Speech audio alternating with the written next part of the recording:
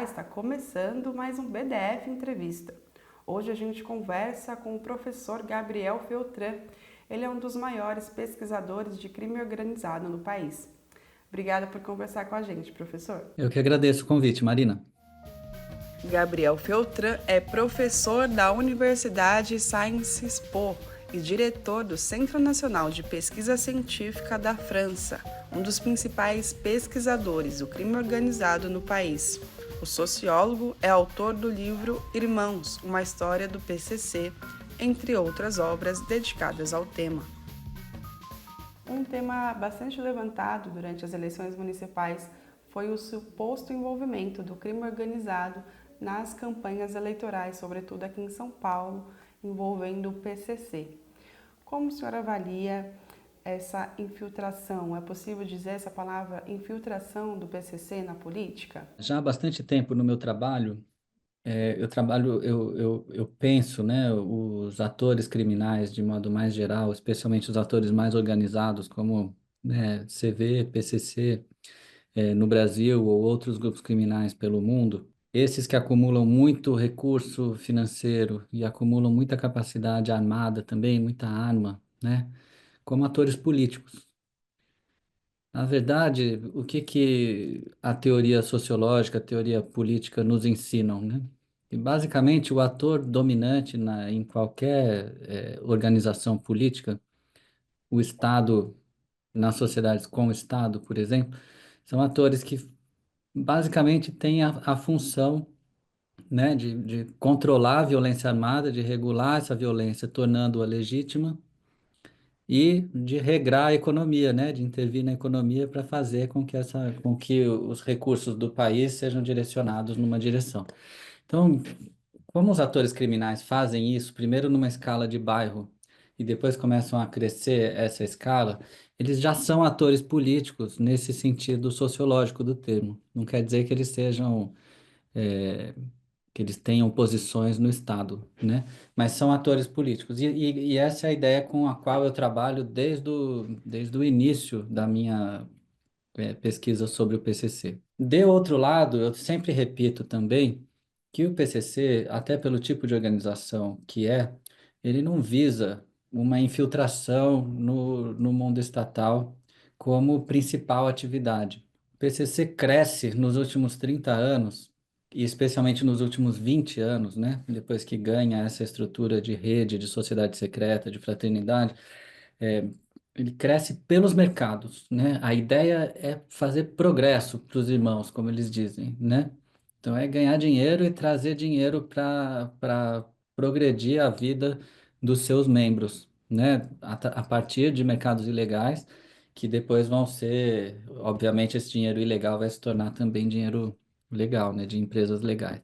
Então, essa é a grande estratégia. A estratégia do PCC não é como de um movimento revolucionário clássico, que é assim, não, eu vou ganhar posições no Estado e depois, ou por via hegemônica ou por via revolucionária, nós vamos ocupar primeiro o Estado e do Estado nós vamos exercer a nossa hegemonia. O PCC sempre foi pelo mercado, né? Então, a própria expansão geográfica da facção, ela vai visando portos, aeroportos, entroncamentos logísticos, ela vai dar menos ênfase ao controle territorial armado do que outras organizações criminais mais típicas da América Latina, milícias, ou próprio Comando Vermelho. Então, o PCC, de um lado, né? A gente assume o PCC e as outras facções, aqueles que governam mercados, como atores políticos, do mesmo jeito que a gente considera que a Fiesp é um ator político, certo? Na medida em que a Fiesp tem uma capacidade de regular, né, a economia industrial do país e influenciar o Estado, né? Então, quando esses atores começam ou que a maçonaria é um ator político, ou que o outros grupos que tenham capacidade de regular mercado e de ter influência sobre o controle da força são atores políticos. Então, de um lado, isso. De outro lado, a ideia de infiltração não me parece a mais adequada na medida em que essa não é a principal estratégia, né? O que eu tenho visto na relação crime-Estado, que a gente viu durante as eleições, que é a sua pergunta, né? É um monte de empresários criminais pagando campanha. É um monte de gente que tem negócios, portanto, empresários, empreendedores, capitalistas, pressionando por ter os seus representantes na cena política.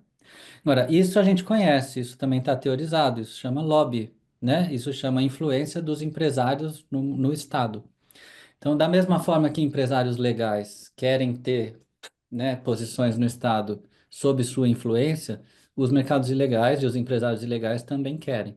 Então, se a gente for ver a fundo, né, no detalhe, quais são as acusações de presença do PCC na política, quase sempre é isso. Não é uma presença da organização estrategicamente ocupando uma prefeitura, mas de empresários da facção, ligados à facção, que estão, por seus próprios interesses ou por interesses organizacionais em alguns casos, fazendo influência sobre campanhas e cargos públicos, né? O que é bastante esperado. Então, quando há 20 anos atrás, né, mais ou menos, a gente começou a estudar o PCC, a gente dizia, o problema vai muito além da segurança pública. Trata-se de um problema político, de pensar as bases do nosso Estado. É isso que está sendo desafiado, né? A base do Estado Democrático de Direito que está sendo desafiada. Não é apenas um problema temático de segurança pública, porque a gente está vendo o crime governar territórios, né? Em áreas muito centrais para a construção do Estado. E, bom, na época foi considerado exagero. Hoje acho que ninguém diria isso. Então, houve um crescimento maior desses empresários criminais, que foi o termo que você usou, nessa expansão, nesse debate eleitoral, nesse lobby político. E como que foi que eles foram ganhando esse espaço, essa centralidade no debate eleitoral aqui em São Paulo? Sem dúvida, teve um crescimento muito importante dos mercados ilegais, de modo geral, e nisso o mercado de cocaína tem um papel bastante significativo.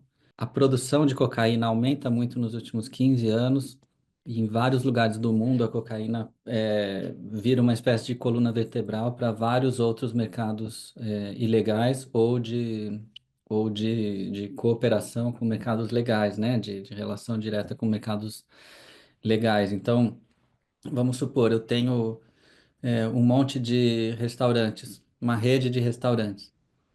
E essa rede de restaurantes faz concorrência, né? Compete com outras redes de restaurantes. Mas se a minha rede de restaurantes ela tem bastante dinheiro ilegal entrando, ela pode operar no vermelho, que ao mesmo tempo eu estou lavando meu dinheiro ilegal e eu estou quebrando a concorrência. Então esse é um mecanismo, entre outros, que fazem com que esses mercados ilegais eles se integrem progressivamente às economias legais e cresçam, né? Então, aquele dono de restaurante que tinha apenas o seu restaurante pequeno ou dois restaurantes pequenos e que não tinha um influxo de dinheiro ilegal, ele quebra. Porque a minha rede de restaurante vitaminada pelo dinheiro ilegal, ela vai ser muito mais atrativa para o cliente, né? Claro. Então, isso faz com que alguns atores da economia, sobretudo pequenos e médios, atores da economia legal eles tenham muita dificuldade, enquanto esses atores emergentes, digamos assim, que integram, né, atividades legais e ilegais, possam prosperar. Então, esse é um dos mecanismos, há outros, né? Mas existem, por exemplo, situações em que é propriamente o controle violento que faz com que o mercado avance. O garimpo funcionava de uma maneira, mas depois que a facção chega, ela chega com armas, ela controla aquela região territorialmente, ela faz aquele mercado crescer, e como ela está fazendo isso em vários estados, ela consegue juntar toda essa produção de ouro, de pedras, etc., e fazer com que essa acumulação seja mais poderosa, né? Então, tem vários mecanismos que permitem que as atividades ilegais cresçam e progressivamente se integrem, né, nas economias legais e daí, né, possam exercer influência política também mais direta sobre o Estado. Mas sem dúvida tem um É, crescimento de escala, sem dúvida. o senhor estava falando do sistema político, das políticas de segurança pública. Como esse sistema, eles podem, de fato, reforçar essa expansão das facções criminosas? A partir do final dos 80 em São Paulo, do começo no Rio, em outros estados até mais tarde, a gente vai ter uma chegada muito forte dos mercados ilegais e são mercados transnacionais, eles não são locais mais. Então, se tinha aquela maconha solta que vinha do Nordeste para São Paulo, isso era, né, produto interno. De repente começa a vir a maconha prensada direta do Paraguai, cheia de químico, produzida em escala industrial, né? Se vinha é, a cocaína em muito pequena escala, que passava por traficantes da elite, normalmente, até chegar a, ao consumo, mas de fato em pequena escala e muito caro. A partir dessa época, chega o mercado de cocaína forte, né, com a repressão americana na Colômbia. O Brasil passa a ser um mercado consumidor muito importante, a preços muito mais baixos, e dissemina-se o uso da cocaína e depois o uso do crack, né, associado à chegada do mercado de cocaína. Você tem uma mudança muito significativa da dinâmica da violência associada à chegada desses mercados. Primeiro, porque esses mercados continuam a ser reprimidos, mas agora eles têm muito dinheiro.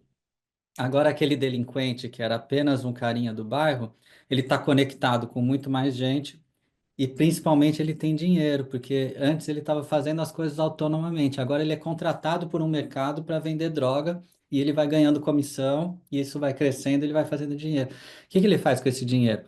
Além do seu consumo, vai comprar arma, né? Vai se armar no Rio de Janeiro, vai fecha as favelas e manda fuzil para cima da polícia. Em São Paulo, uma outra configuração. Vai para cima dos justiceiros nas guerras dos anos 90 em São Paulo, né? Que os traficantes fizeram? O que que os ladrões fizeram? Se armaram, foram para cima dos justiceiros. Não foi isso? Então, mata os justiceiros, controla aquele espaço social, né? E aí, não adianta mais fazer pequena repressão e não adianta mais fazer repressão ao pequeno. Porque daí você pega esse menino que está vendendo droga na esquina e bota na cadeia ou mata, que é isso que a segurança pública continua fazendo no Brasil, e outro ocupa o lugar dele no dia seguinte. Que ele não é mais um sujeitinho autônomo. Agora ele é a parte, digamos, a bucha de canhão de um mercado transnacional. É Ele um não é ciclo mais um sem fim. autônomo, ele é um trabalhador desses mercados ilegais, né? E esse cara vai ser perseguido pela polícia exatamente com a mesma concepção do controle da delinquência. Desculpa, Marina, você ia falar alguma coisa? Não, eu comentei que é um ciclo sem fim, né? Exato, é um ciclo vicioso na medida em que você, ao não entender, a não fazer o diagnóstico do problema de uma maneira correta e tratá-lo como se ele fosse aquilo que é antigamente, você piora o problema. Porque você está pegando esse menino que estava na rua, e ao invés de você falar, não, esse menino tem que ser protegido porque ele está sendo explorado por um mercado ilegal, e ele, portanto, né, é o elo mais fraco desse mercado, e a gente tem que fazer proteção social nele para que ele não entre nesse universo, não aceite entrar nesse universo, ao invés de você regular esse mercado e dizer, eu não posso não intervir nesse mercado, eu tenho que intervir nesse mercado para regulá-lo, né? Eu não posso deixar crescer alucinadamente. A gente deixa. Aí você pega esse menino e joga na cadeia. A cadeia é o berço das facções. Você põe esse menino para se profissionalizar na cadeia. Para se profissionalizar no crime, né? Estou dizendo, não para ter outro tipo de profissionalização. Então você vai produzindo entre cadeia e rua uma massa, né, de pessoas que são governadas pelas facções, que têm a sua vida cotidiana governada pelas regras da facção e não do Estado, e que vão se opor ao Estado. Então, a política de segurança vai jogando, né, um monte de gente nesses espaços, governados pelas facções nos últimos 30 anos no Brasil, e aí, evidentemente, progressivamente, essas facções vão se organizando contra o Estado, né? Contra as forças, contra as forças de segurança. Qual é a síntese? Você tem um poder forte aqui, armado, cheio de dinheiro, né? No lado criminal. Você tem um outro poder armado e cheio de dinheiro do lado da polícia. Qual é a síntese? A corrupção, né? Digamos, a milícia. Você põe esses dois, em vez da gente fazer a guerra entre nós, a gente paga um pouco para você, você deixa a gente ganhar outro pouco, e a gente vai tocando, todo mundo vai ganhando dinheiro e a gente não precisa se matar. É um ciclo que induz também, né, o crescimento muito forte do que a gente chama de mercados de proteção, né, esses mercados intermediários entre crime, e segurança pública, né? Aquele cara que era policial, mas descobriu que vai ganhar muito mais dinheiro se ele achacar o tráfico e se oferecer proteção ao tráfico, né? É, e assim por diante, que a gente não cansa de ver todo dia nas notícias, né? Não é uma coisa individual, não é um problema de uma pessoa, de outra pessoa. É algo que se institucionalizou, né, como prática recorrente no país todo. É interessante, professor, que esse histórico que você traz, né, é, do crescimento, né, do crime organizado e o time que as políticas de segurança públicas não acompanharam esse crescimento, esse desenvolvimento, porque a gente consegue agora ter um panorama já da nossa primeira conversa, do início da nossa conversa, que são esses empresários criminais. Só para trazer aqui um exemplo, né, de casos recentes que a gente teve, foi o assassinato do ex-corretor de imóveis Antônio Grisbach. Ele firmou um acordo de delação premiada para a segurança pública chegar aí nas cabeças do PCC, mas acabou sendo assassinado. Acho que esse caso, queria que o senhor fizesse essa ligação agora, né? Trouxesse o que essa ligação, esse caso do ex-corretor de imóveis, esse assassinato, ele, de fato, ele escancara essa expansão, é um exemplo, talvez, de como essa delação premiada, que era um mecanismo que talvez a segurança pública esteja utilizando agora como F5, aí, atualização dessas políticas, se ela está funcionando ou se talvez ainda tem coisa para aprimorar. É claro que é muito melhor ter investigação, né? E nesse sentido, todo o apoio para a polícia judiciária, para a polícia que vai investigar e não sair dando tiro, né? Sem nem saber para onde.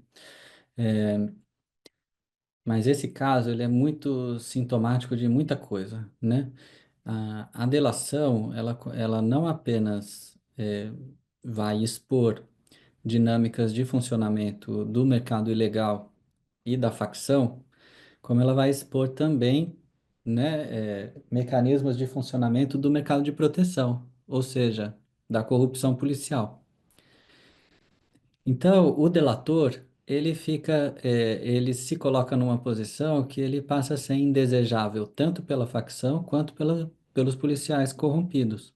E nesse sentido, é fundamental que haja investigação desse homicídio, porque quem matou foi a facção ou foram os policiais corrompidos que tinham, né, interesse em que parasse de falar ou deixasse de falar. Os telefones que foram apreendidos com ele foram resetados, até onde eu vi. O, a segurança, a escolta privada dele, feita por policiais em serviço, né, que estão na ativa, que estão na folga de serviço, mas que estão na ativa, recrutados por um outro policial. Veja, o policial na ativa, que deve entregar segurança pública, ele está recrutando privadamente outros colegas para fazer segurança privada.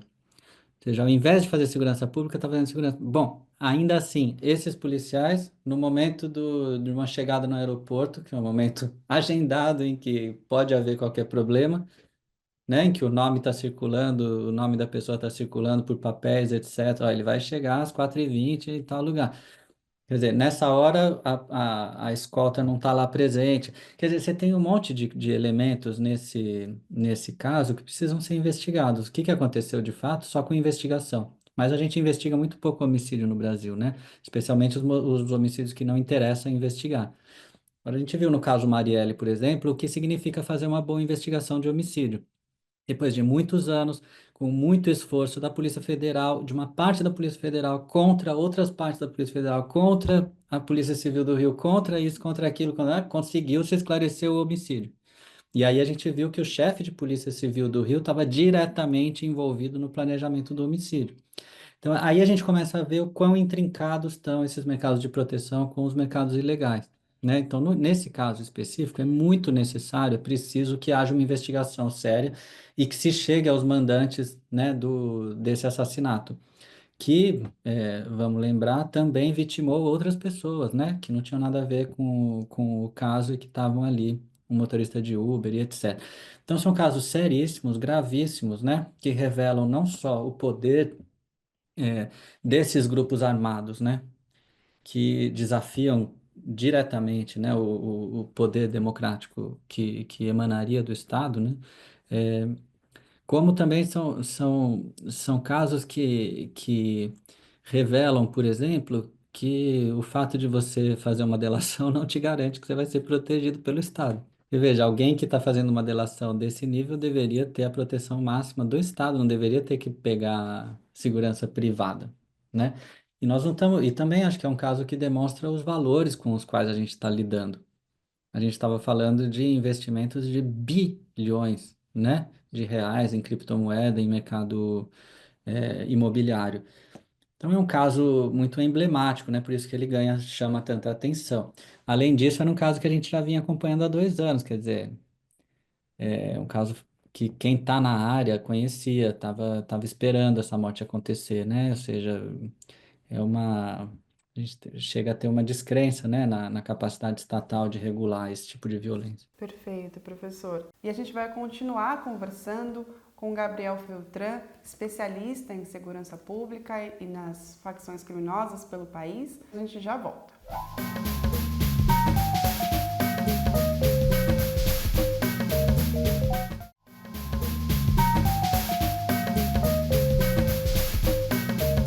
Olá, a gente volta com o BDF Entrevista. A gente está conversando com Gabriel Feltran. Ele é pesquisador sobre as facções criminosas no Brasil.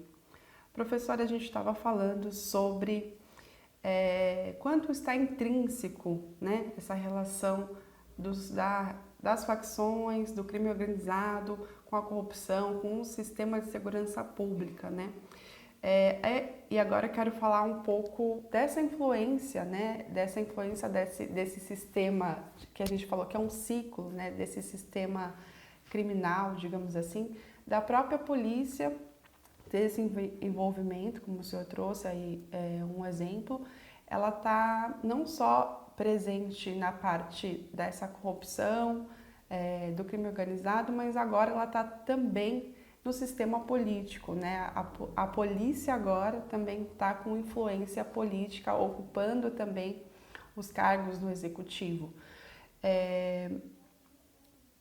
O que isso traz, né, para a gente, para a nossa realidade? O que isso leva, por exemplo, de falha ou efetivação maior eficiência, né, nas políticas de segurança pública?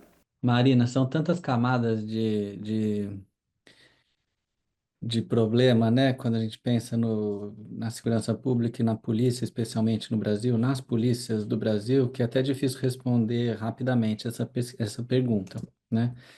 Quais são essas camadas, né, de problema?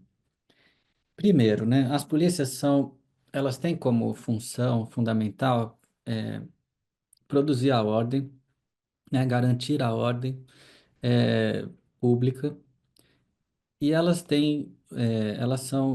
teriam que ser, né, controladas democraticamente, tanto do ponto de vista interno, ou seja, a própria instituição tem que controlar a possibilidade de abuso policial, quanto externamente. A população teria também que controlar essa atividade policial a partir de diversos mecanismos da imprensa, do Ministério Público.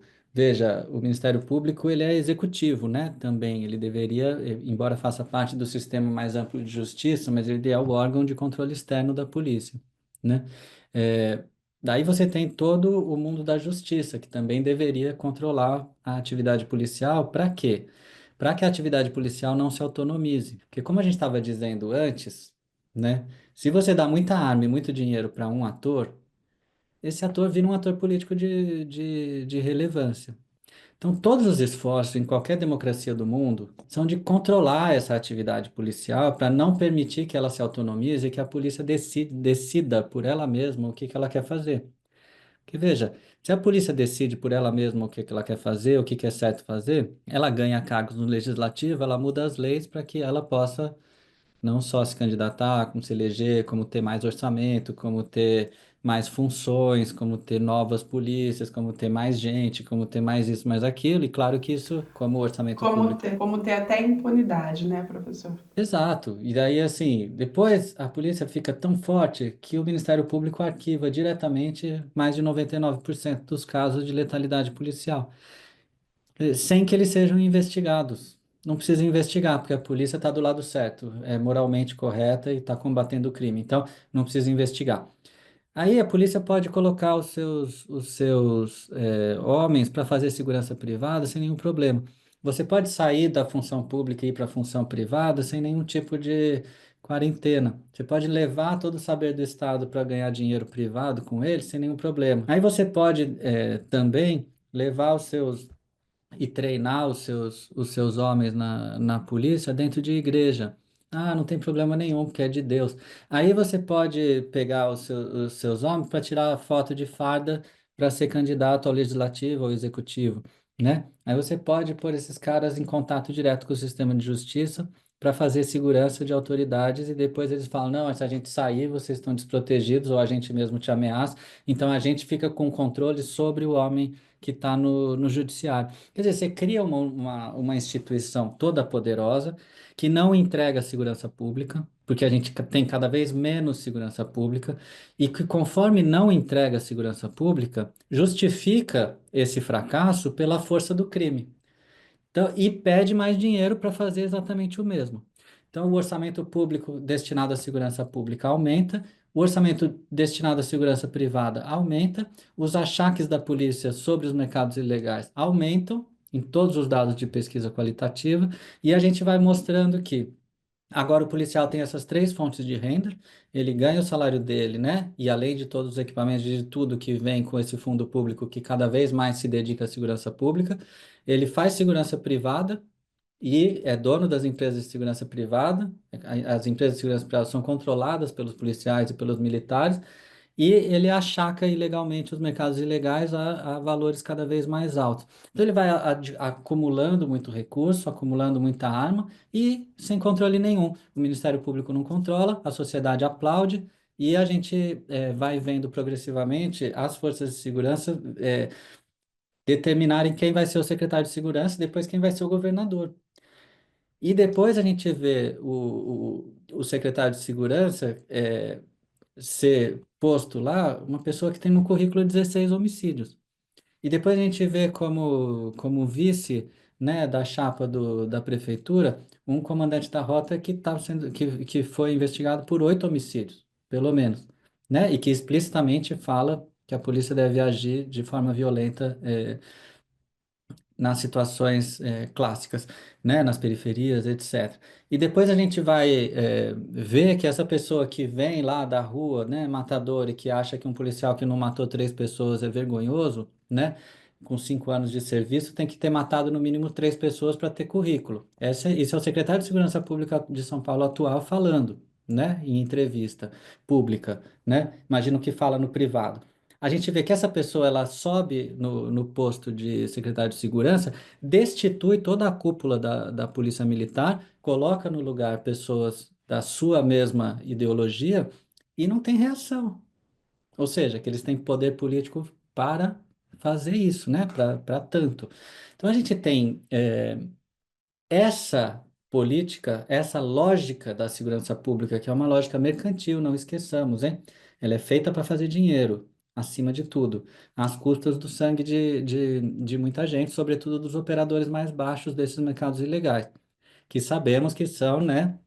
Homens jovens racializados e que estão na linha de frente, né, da operação desses mercados ilegais. É o cara que está roubando carro para entregar esse carro para alguém que o contratou, é o cara que está fazendo um assalto para pagar a dívida da droga, é o cara que está fazendo o pequeno transporte de droga ou pequena droga, é o cara que está fazendo furto e roubo à mão armada das mais diversas formas, né? Produzindo situações de violência e sendo vítima de violência.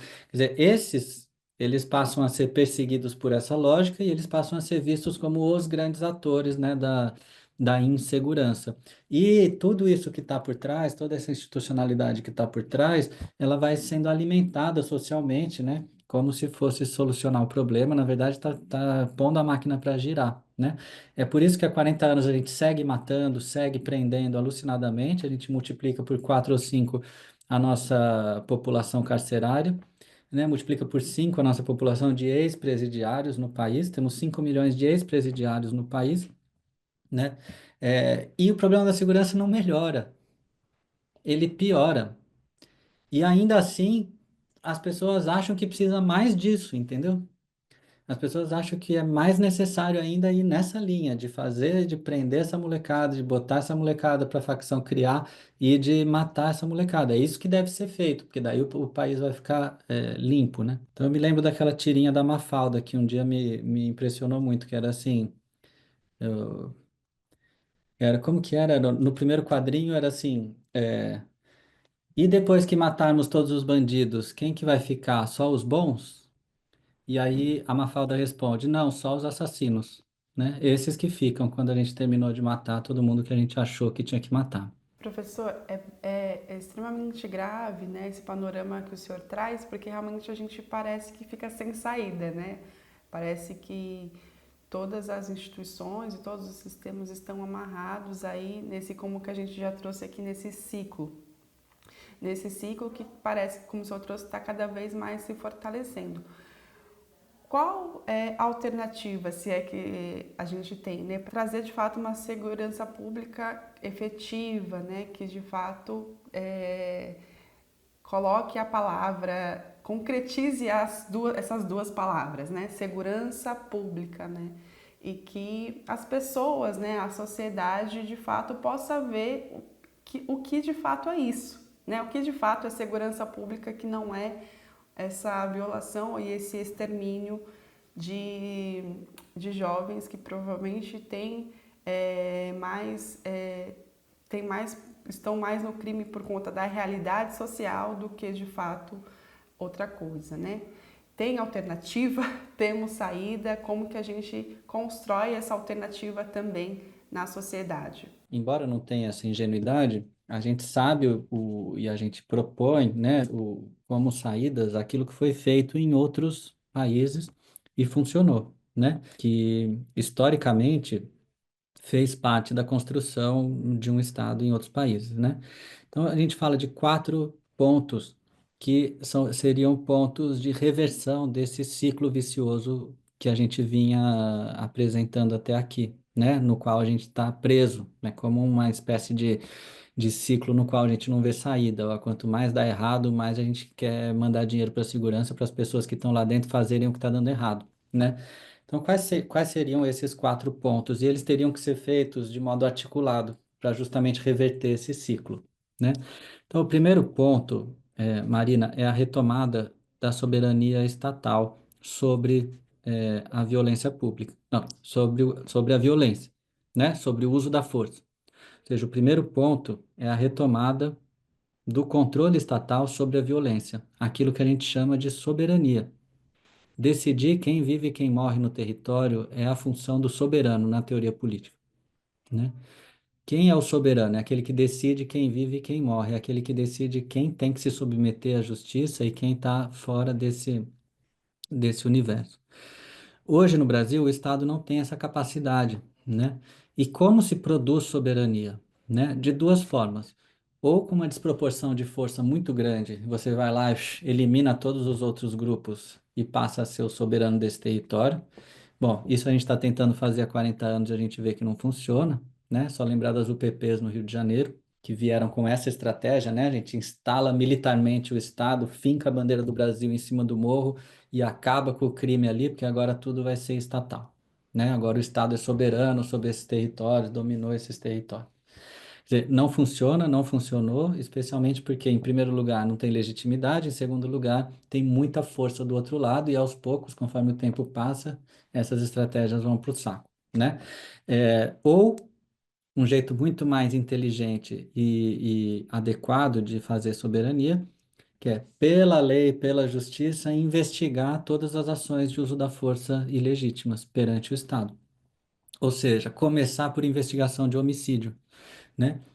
Quem matou a Marielle? Quem matou o menino Anderson? Quem matou o menino Adriano? Quem matou Emily? Quem matou é, é, os 45 mil homicídios que a gente tem por ano no Brasil? A gente sabe quem morreu, mas a gente não sabe quem matou. A gente investiga pouquíssimo homicídio. Então, as taxas de investigação de homicídio, elas são fundamentais para retomar a soberania estatal. Porque daí não é o chefe de polícia do Rio, junto com o empresário criminal, que decidem quem morre. Não é o miliciano que decide quem vive e quem morre e qual que é a justiça que tem que ser feita. Não é o faccionado. É o Estado. Se esse cara matou, ele vai ter que se ver com a justiça estatal, porque a justiça estatal chegou nele pela lei e fez cumprir a lei. O império da lei aparece por isso, né? Então, milhares de exemplos de países que se construíram, que construíram uma justiça realmente democrática, partiram da ideia de retomar a soberania estatal. Então, esse é o primeiro ponto. Qual é o segundo ponto? Como a gente vinha dizendo, nós não estamos mais na era da delinquência, nós estamos na era dos mercados ilegais transnacionais, né? Aquele menino que a gente vê roubando o carro, ele não rouba o carro para ele. Ele não rouba o carro e sai usando o carro e fica com o carro dali para frente, né? Que é a imagem que as pessoas têm. Ele rouba o carro aqui e 15 minutos depois ele está entregando para um receptador. Então, o carro vale 100 mil reais, ele ganha 1.000. E os outros 99 mil vão ser, ou mais do que isso, vão ser ganhos por aquela pessoa que está na ponta desse mercado ilegal lá em cima, né? Então, enquanto não regular esses mercados por meio do Estado, você não tem a menor chance de romper com esses ciclos. Então, as pessoas falam, tem que legalizar tudo. Não é legalizar, né? Legalizar significa, assim, a imagem que as pessoas têm é que você vai desregulamentar, que você vai fazer. Então alguma coisa que a gente controla, agora a gente não vai controlar mais. A gente controla o tráfico de cocaína, agora a gente não vai controlar mais. O que a gente está falando é o oposto. A gente não controla hoje e é necessário que controle, né? São mercados extremamente regulados, mas eles são regulados por atores criminais, não por atores públicos. Então é preciso mexer na regulação de mercados ilegais e a gente tem vários exemplos pelo mundo, inclusive em São Paulo, o mercado de autopeças foi regulado recentemente com resultados muito positivos. Então, você tem diminuindo, né, roubo de carro, etc. Então, a gente tem como regular mercados ilegais. Esse é o segundo ponto.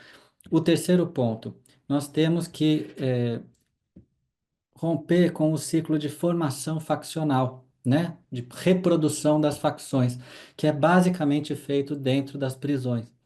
Então, quanto mais a gente prende jovens e joga esses jovens em um sistema prisional comandado por facções, mais a gente entrega esse jovem para a facção e mais a gente profissionaliza esse jovem, né, nas atividades criminais. É preciso reverter esse ciclo e deixar, né, com pena de prisão apenas as pessoas que cometem crimes violentos e que têm efetivamente que oferecem um risco, né, para a vida social. Todos os outros atores, né, dessa operação dos mercados ilegais que não atuam violentamente, eles têm que ser é, punidos, responsabilizados com outras formas que não as prisões. Então, ao invés de mandar os meninos se concentrarem tudo ali para ver quem é mais criminoso, que tal, né, se esses meninos fossem fazer estágios e conhecessem outros mundos, né, profissionais, pessoais, escolares, etc., e fossem descobrir que não é só o mundo do crime que existe, que não é só aquela favela que existe, que não é só aquele bairro que existe, que não é só aquela prisão que existe, que não é todo mundo que está pensando em crime o dia inteiro, que não é só a facção que governa a vida, né? Porque quando a gente faz pesquisa de campo com esses meninos, eles estão imersos nesse universo. É preciso tirar esses meninos desse universo e socializá-los, né, em outras instâncias sociais. Quarto ponto, Marina, e com isso eu paro. É preciso controlar as polícias. É preciso controle interno e é preciso controle externo das polícias. É preciso sim ter câmera no corpo do policial, né?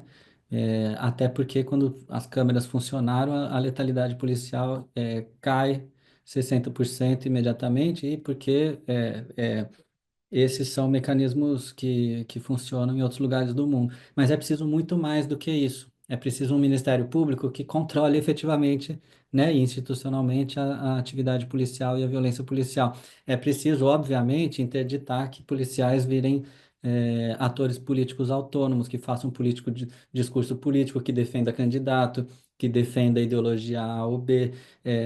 São forças do Estado, não são forças de um governo, de um partido.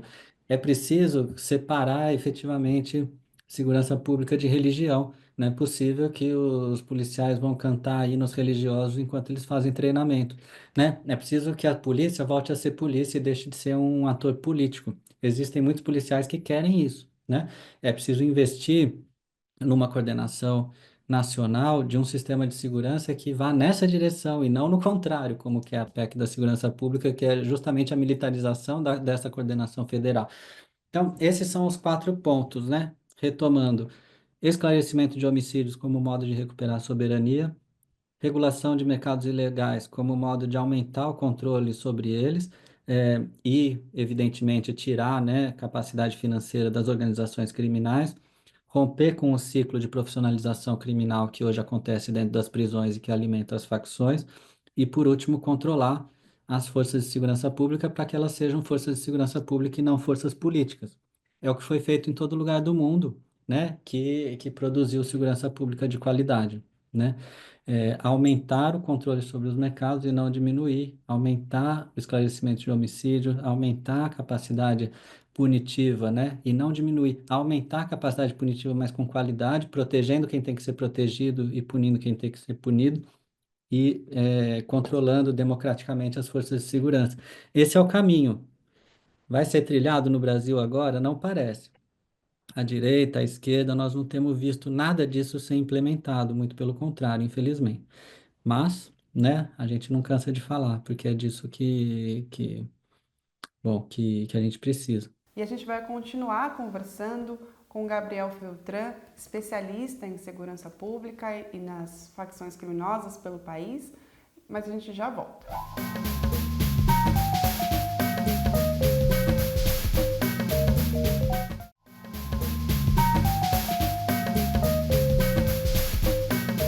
E a gente volta com o BDF Entrevista, a gente conversa hoje com Gabriel Feltran, especialista em segurança pública e pesquisador das facções criminosas do país.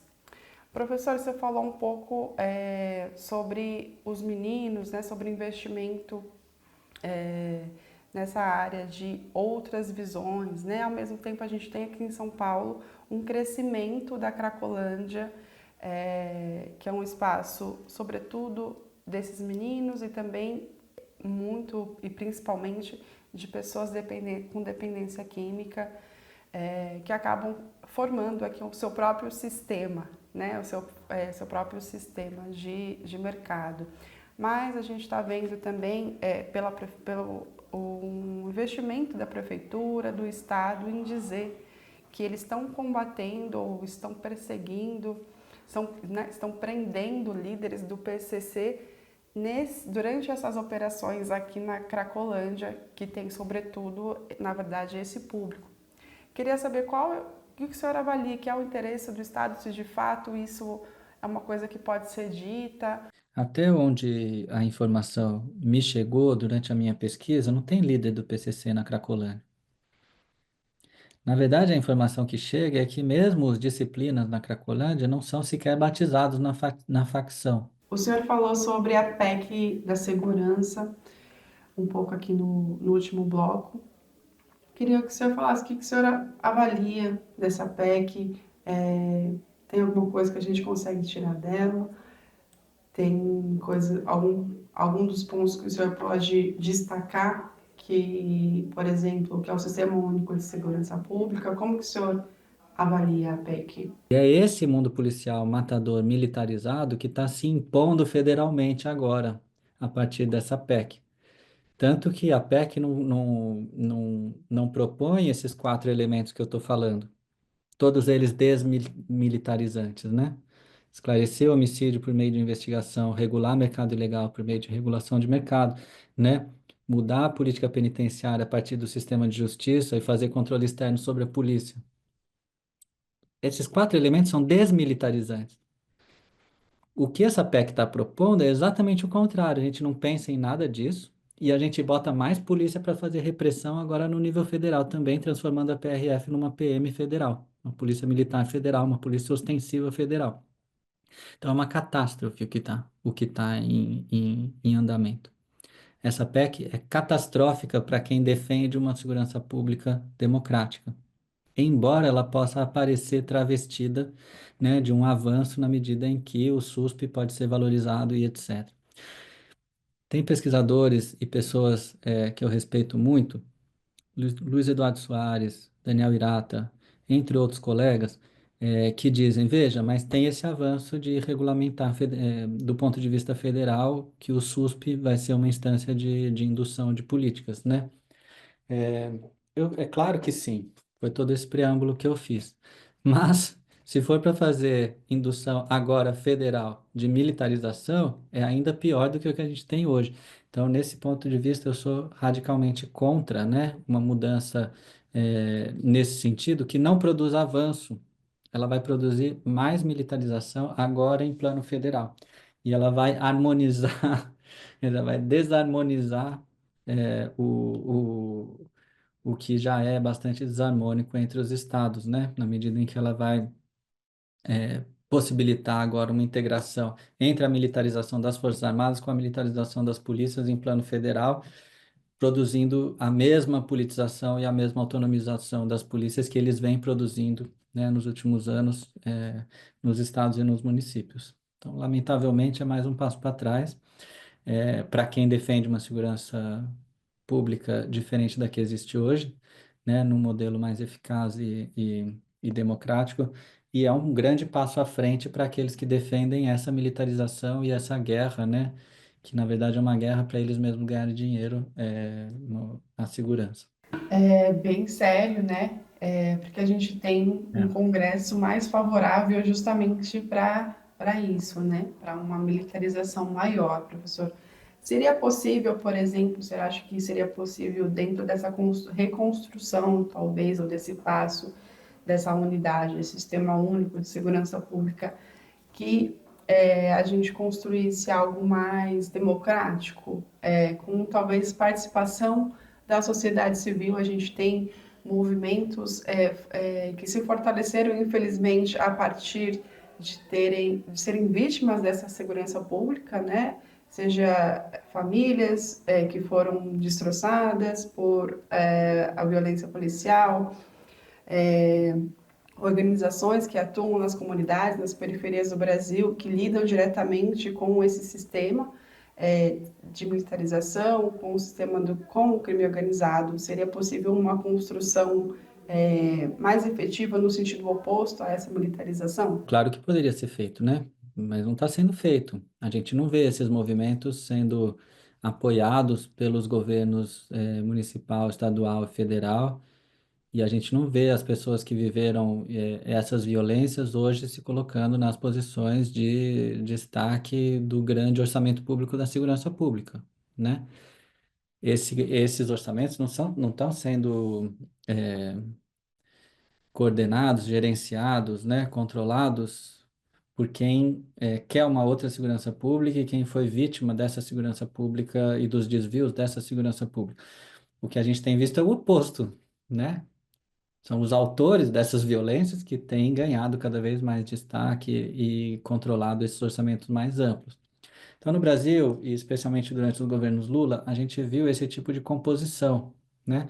Então, eu dou o Ministério da Economia para o mundo das finanças e eu ponho do lado uma Secretaria de Economia Solidária que eu acomodo todo mundo que quer fazer economia solidária, mas eu não penso a nossa economia como uma economia que poderia ser solidária.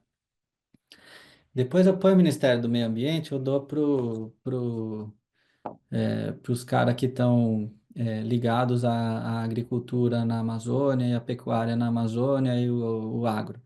Mas aí eu crio uma secretaria aqui de meio ambiente que vai ser mais ou menos para acomodar todo o movimento ambientalista. Depois eu crio o Ministério da Educação e dou para o lobby privado.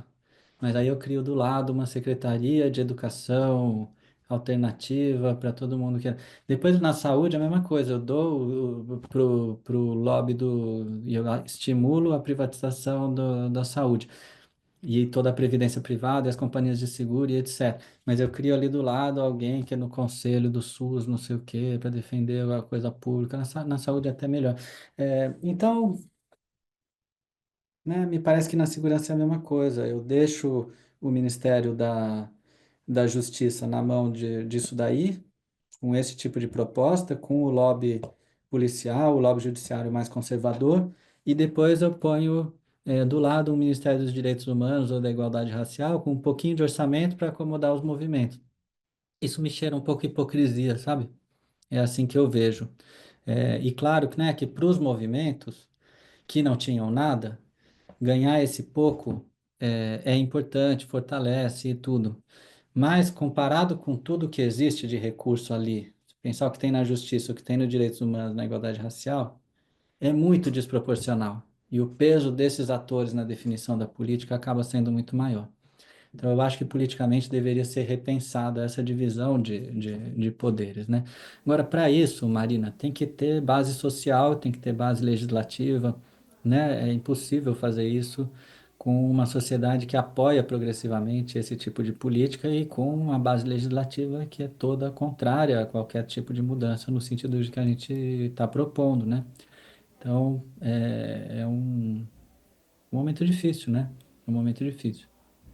Perfeito, professor. A gente está terminando, chegando no final da nossa conversa, e para a gente terminar, eu queria que o senhor falasse um pouco da sua pesquisa.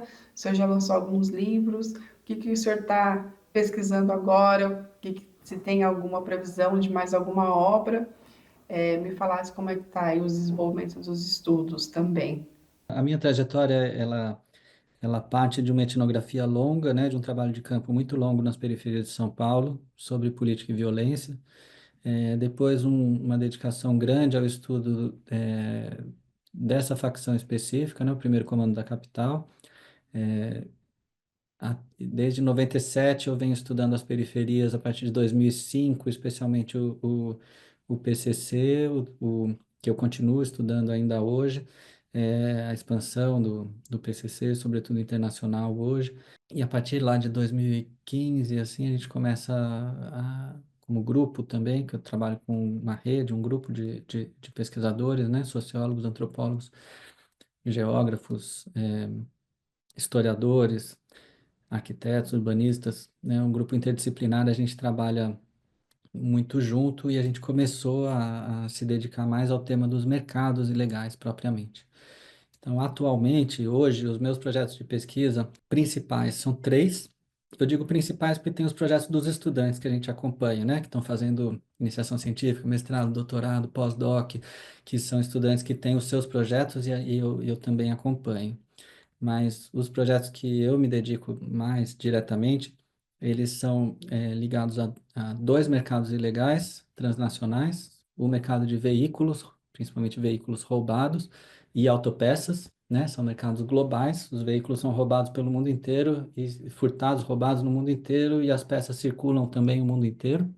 Nós estamos tentando, né, descrever esses mercados, mostrar como eles operam e quem está ganhando dinheiro com eles e quanto. Um mercado que rapidamente se integra na economia formal, né? Porque você deixa o seu carro para consertar e você não sabe de onde veio a peça que o mecânico colocou no seu carro, né?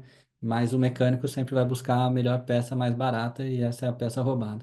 Então, elas se integram rápido, né, na economia local novamente, é legal. O segundo mercado que eu estudo com muito detalhe nos últimos anos é o mercado de cocaína, pegando a cadeia de valor toda da cocaína, né, desde a produção até a distribuição aqui na Europa, onde eu estou há 2 anos e devo ficar, porque eu passei num concurso aqui, devo ficar os próximos anos aqui. E por último, eu estudo o papel da violência na governança desses mercados, né?